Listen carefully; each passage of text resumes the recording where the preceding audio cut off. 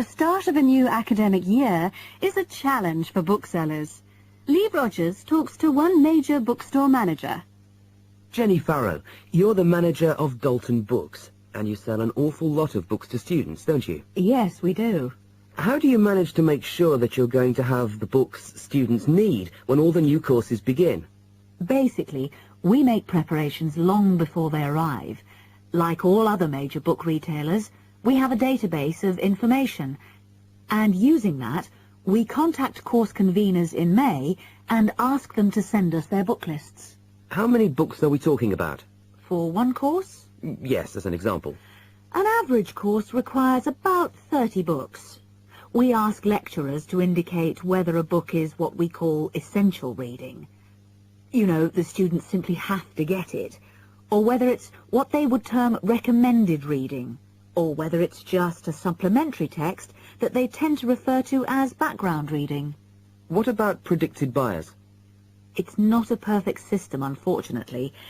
If a lecturer tells us that he expects us to sell 100 copies of a book, we know that we could actually sell anything from 50 to 150.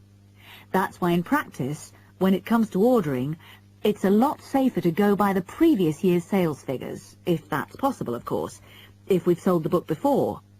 We also build other factors into the equation, including the type of course that the books are for, the student's year group, and a measure of our own judgment.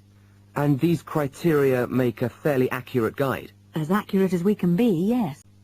What about the publishers?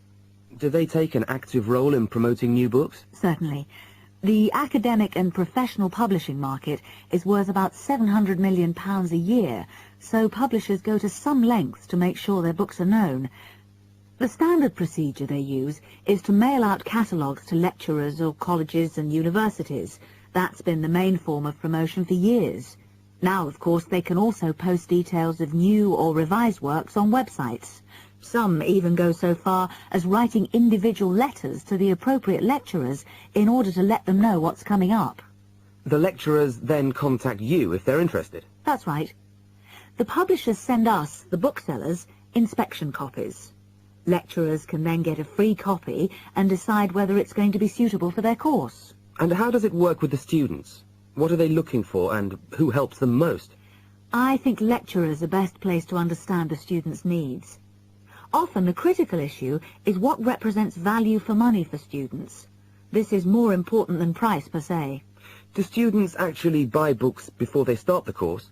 Apparently, a large proportion of students wait to see what they need.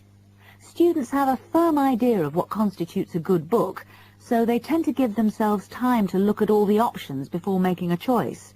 They tend to go for books that are clear and easy to use. Often, the texts that their lecturers recommend turn out to be too academic and remain here on our shelves. Well, that was Jenny Farrow.